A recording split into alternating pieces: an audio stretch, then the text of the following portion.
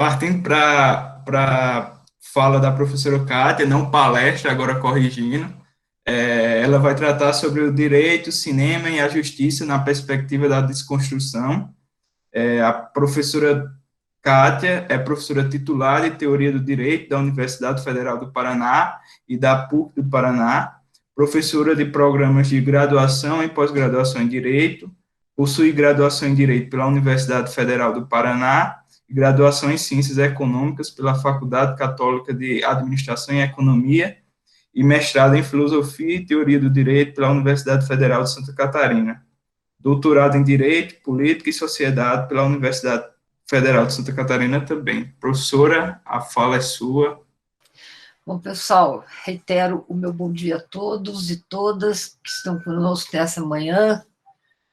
É sempre um prazer estar com vocês, e como nós dizíamos no início, nós vamos sendo tomados, por essas atividades online, que, como o André colocou, não ficam perto daquilo que nós poderíamos desenvolver presencialmente, mas, ao mesmo tempo, são a forma que a gente tem hoje de estarmos perto à distância, por paradoxal que isso possa ser. E vocês sabem, para mim é sempre um prazer pensar direito e literatura, direito e cinema. Então, eu queria dizer que estar aqui com vocês, estar aqui com o André nessa manhã é muito bom. E, André, na realidade, esse grupo não foi uma iniciativa minha e nem eu o conduzo, eu sou conduzida por eles. Porque eu fui procurada pela Ariê, pela Miriam. O Lucas está por aí também? Não estou vendo ele. Hoje não? Tá. O Lucas, e que tinha essa ideia de fazer um grupo, já veio com um nome, eu falei, nossa, adorei esse nome, aí já tem algo para ser, vincular a marca, Nômade, Norme Arte. E eles foram pensando, eu dei algumas sugestões e eles estão indo. Isso aqui, para mim, veio pronta a programação, eu sugeri você, já tinha sugerido você lá no começo, Mas depois é que as coisas já vieram consolidadas. Então, eu acho sempre um prazer. E o André falou no nome do Vará, eu até tenho uma citação do Vará para fazer. Eu acho que todos aqueles que fomos alunos do Vará, tiveram um contato muito grande com a ideia da arte como um todo o desenvolvimento do Vará, todo o envolvimento do Vará com a literatura, com a semiologia, com o cinema, com a psicanálise. Isso deixou, eu acho que em todos os seus alunos, marcas, e digo alunos, e nós temos alunos do Vará, todo o Brasil, a nossa geração, o André é mais novo que eu, e eu estava relendo, peguei agora, faz um mês e pouco, Kelsey em quadrinhos, por causa para aula de teoria do direito na graduação, e realmente você precisa conhecer muito bem Kelsey para poder escrever aquilo. Me arriscaria a dizer que hoje há uma incorreção política do Kelsey em quadrinhos, na sua mulatologia e etc., mas era algo que não se pensava, não se colocava. Então, eram outros tempos, literalmente, em relação a essas questões. Então, o que eu vou tentar fazer muito brevemente, agora, nessa fala?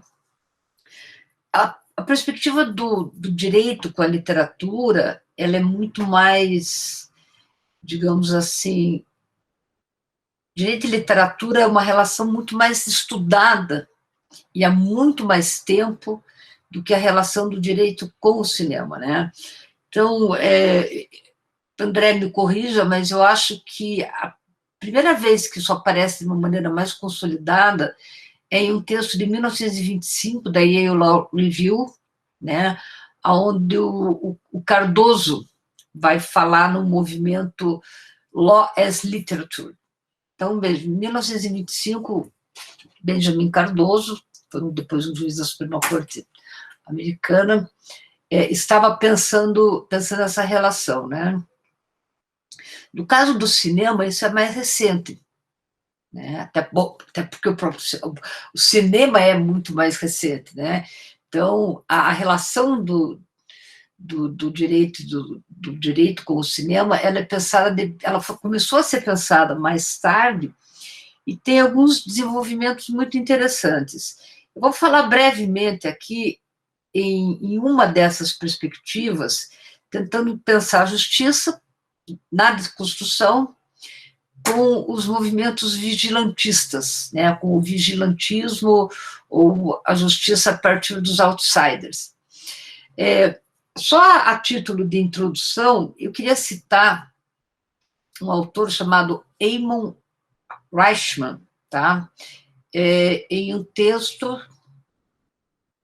chamado The Production of Law in Cinema, Preliminary Contents on an Emergent Discourse. Tá? Só para colocar, mais ou menos, 3 perspectivas que nós podemos pensar o direito do cinema. Então, ele coloca assim, a partir de argumentos estruturais, referem-se à maneira pela qual práticas cinematográficas e judiciais estão estruturadas na sociedade. Argumentos metodológicos referem-se ao direito e ao cinema como instrumentos metodológicos para análise de certas questões éticas. E argumentos hermenêuticos referem-se ao direito e ao cinema como engajados em funções interpretativas que iluminam aspectos da condição humana. Então, argumentos estruturais, metodológicos e hermenêuticos seriam as maneiras pelas quais nós nos aproximamos, né, do cinema pensando direito e vice-versa. E esse mesmo autor vai colocar, cito, em suma, a teoria cinematográfica pode nos dizer algo sobre a produção do direito e, portanto, pode informar nossa prática jurídica, fecha aspas. Então, eu acho que essa perspectiva, eu acho muito importante para que a gente pense o que é pensar o direito com o cinema, né? De que maneira nós nos aproximamos. E o Vará, citar o Vará agora, a cinesofia. O Vará aqui já praticamente sua penúltima fase, eu diria, né, que é a fase da cinesofia, porque a última fase do Vará, eu sinceramente fiquei sem entender. Aquele último momento mesmo do Vará. A cinesofia, além da tela, tenta explodir as fronteiras que separaram o sentido do desejo do pensamento dos especialistas. Então, desejo é uma palavra muito forte em todo o trabalho do Vará. Um discurso sem fronteiras, que rejeita o conhecimento como produto oferecido a um sujeito que existe interiormente. Posso dizer que a cinesofia é o discurso que só pode ser encontrado como efeito de uma montagem. O sentido editado pelo desejo, para constituir, de uma só vez, o sujeito e o objeto. O desejo mostrado como força construtiva do pensamento e da realidade. Isso tem um texto chamado La Cinesofia e Seu Legado Oscuro. Tá? Então, e eu me lembrei agora, algo que eu não tinha pensado que eu ia falar, mas agora, lendo Vará, eu pensei brevemente em um relato de uma experiência. Eu fui aluna do Vará, primeiro no mestrado e depois no doutorado. E no mestrado, André, não sei se você lembra dessa fase, foi quando ele publicou O Amor Tomado pelo Amor. O Amor Tomado pelo Amor é um livro que conta um amor que ele estava vivendo naquele momento com a Paula. Tá?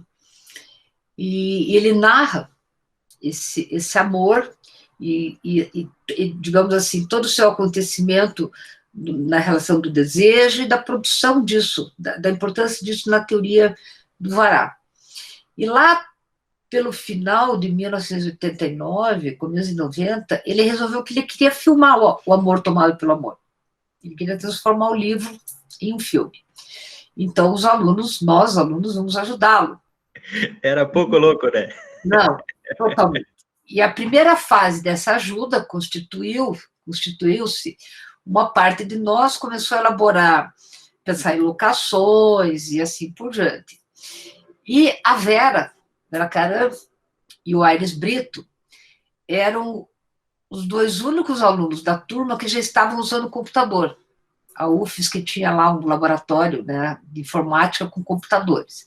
Eu nem me interessei no primeiro momento, fui usar o computador depois. Então, a Vera e o Aires tinham que digitalizar o roteiro. Então, ele chegava lá com aqueles anotações que ninguém dava para entender, ele tinha que ficar lendo junto, né? E o Aires e a Vera digitalizavam. Só que daí, no dia seguinte, ele tinha mudado tudo. Aí, no dia seguinte, ele tinha mudado tudo. Em resumo, o roteiro nunca ficou pronto, né? Porque entre as viagens do Vará, viagens no sentido físico, de distanciamento, e viagens no sentido que o roteiro mudava todo dia, não saiu. E o filme nos empolgou a todos, enquanto a gente achava que ele ia sair, né? Bom, mas então,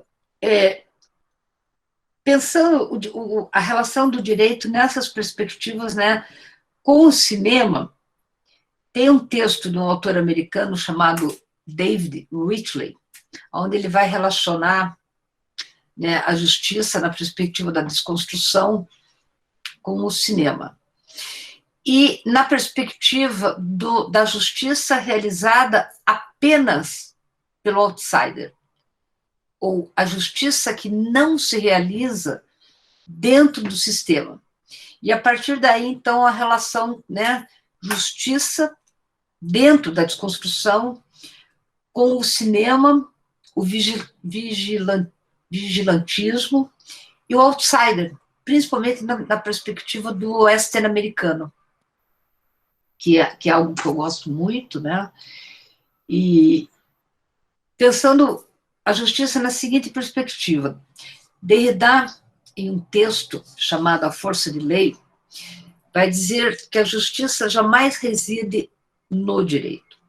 Nós podemos pensar a justiça no direito ou além do direito. E que, na realidade, não existe a possibilidade da justiça se dar dentro do direito. Porque a justiça dentro do direito seria algo sempre pensado de forma generalista, universal, que exige um cálculo. O direito como sendo um elemento de cálculo. E nessa perspectiva, então, a justiça no direito seria impossível. E essa noção poderia ser desconstruída. E Derrida, então, vai pensar a justiça fora do direito, porque a justiça exige um chamado que é singular, uma relação com o outro, uma relação com o sujeito que é sempre insuscetível de um cálculo. E aí Derrida vai dizer que a justiça é uma aporia, ou seja, é uma experiência daquilo que não pode ser experimentado. A justiça como possibilidade da desconstrução. A justiça como exemplo de uma relação infinita de responsabilidade para com o outro. E daí, nesse sentido, nós poderíamos dizer que, se nós pensarmos que a justiça não se realiza dentro do direito, ou a justiça como aporia, nós podemos trazer os westerns americanos para pensar nessa impossibilidade de realização da justiça dentro do direito. Quem é que busca a justiça nesse tipo de filme? É o outsider. É aquele que chega, normalmente ele é alguém que chega, né, em uma determinada comunidade, não porta nenhuma função institucional, ou seja, ele não tem a carteira do juiz, ele não tem a estrela do xerife, mas ele, mais do que essas figuras institucionalizadas de poder, busca a relação da justiça, né? Então, ele vai dizer que... vamos pensar, por exemplo, no filme Os Imperdoáveis, né? Clint Eastwood, não apenas o Clint Eastwood nesse filme, mas em mais de um filme, ele tem essa perspectiva, né? Os Imperdoáveis, que é um filme de 1992. Uma prostituta, né, é morta, é ferida, é desfigurada, e as suas amigas vão buscar um justiceiro. Fora da cidade, oferecem a ele uma recompensa para que ele se vingue. Vingue-se por elas. E daí o filme, sem entrar em detalhes, trata justamente disso. A busca da justiça que não se realiza no direito. Ao contrário, ela vai de encontro à ordem, ao direito estabelecido. E essa busca por justiça é uma busca sanguinária, como a gente encontra no western, né? Quase sempre. Então, quando nós pensamos a justiça e o direito, o que está fora do direito? O que está fora do direito ou o que está dentro do direito, de maneira que nós não possamos realizar a justiça dentro do direito. E daí o Derrida traz uma outra noção bastante interessante, que é a noção do indecidível. Então, quando nós pensamos em direito, eu diria que o direito pressupõe uma decisão, assim como a política pressupõe decisões. E tanto o direito quanto a política revelam um elemento de cálculo que é inafastável da sua configuração. Nós fazemos cálculos políticos e nós fazemos cálculos no direito. E nós não podemos afastar essa noção de cálculo nem no direito, nem da política. Aí, Derrida vai dizer, bom, mas existe algo na própria noção de justiça que representa aquilo que é indecidível, que é aquela percepção de que não existe uma fundamentação última para a tomada de determinadas decisões, que determinadas decisões têm que ser tomadas. Nós não podemos escapar da decisão, mas deveríamos ser sabedores de que a decisão a qual nós chegamos não tem uma fundamentação última. E eu sempre penso, ou desde há muito tempo eu penso, essa ideia do indecidível a partir do filme A Escolha de Sofia. Também é um filme da década de 80. Eu me lembro de ter assistido esse filme quando eu estava no segundo ano da faculdade, então foi em 83. Eu acho que o filme é de 82. Aonde Sofia tem que tomar a decisão de qual filho ela vai tentar salvar. Ambos com a possibilidade de serem mortos, né, em um campo de extermínio, e ela argumenta com um oficial alemão, ela pede pela vida dos três, logo na chegada ao campo, ela pede pela vida dos três e ele se nega. E ela continua insistindo, ele nega, e ele diz então que ele vai poupar uma das crianças. E ela então pede que sejam as duas. Ela abdica da vida e pede que ele poupe as duas crianças. Ele diz que não, uma. Aí então ela diz que, ao final, que ele escolha. Ele disse, não, quem vai escolher é você. Faz parte, digamos, do jogo dele que ela escolhesse a criança que ela gostaria de poupar. Então, por isso, o filme se chama A Escolha de Sofia. E isso remete à ideia do indecidível. Que argumentos nós podemos construir para uma vida ou outra vida? E se nós pensarmos, tanto no cinema quanto no direito, nós vemos essa perspectiva do indecidível. A justiça é uma decisão construída sobre elementos de cálculo que muitas vezes não têm relação alguma com justiça ou com vida. E aqui eu vou ser bastante simplista, me desculpando por ser simplista, se nós pensarmos, por exemplo, nas questões que envolvem a judicialização da saúde, se nós pensarmos, por exemplo, numa questão orçamentária, se nós pensarmos na vida do indivíduo, do titular do direito, se nós pensarmos no orçamento público, naquilo que ele tem de limitações para o atingimento de uma grande parcela da população, que muitas vezes fica comprometido. Como é que nós fazemos essa relação? O que nós buscamos dentro do direito? Justiça? Justiça em que perspectiva? Então, eu sempre, desde que eu descobri o Derrida, e isso eu estava escrevendo na minha tese de doutorado, essa ideia, a justiça como aporia, é uma ideia da justiça a venir, to come, né? Uma justiça que está sempre para ser realizado, não no sentido cronológico, de amanhã vai acontecer, mas é algo fugidio, é algo que escapa, é algo em relação ao que nós temos que nos direcionar, nós temos que buscar, mas com a consciência que ela não vai se realizar. A mesma coisa que o Derrida vai pensar para a democracia. Democracia to come, democracia a venir. Ou seja, a realização plena da democracia significaria o seu esvaziamento. Porque a democracia só acontece no movimento, a democracia só acontece na busca, na perseguição, que é algo que a gente coloca para daqui a pouco, digamos, né?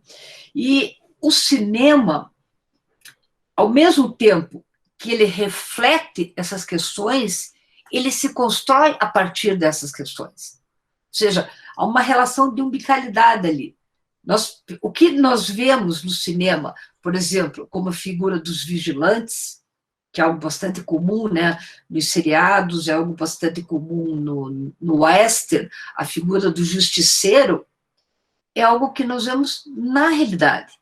E, ao mesmo tempo, essa perspectiva do cinema embala a própria realidade, constitui a própria realidade, a perspectiva de que nós podemos buscar um fora da lei, e este fora da lei vai ser responsável por trazer justiça.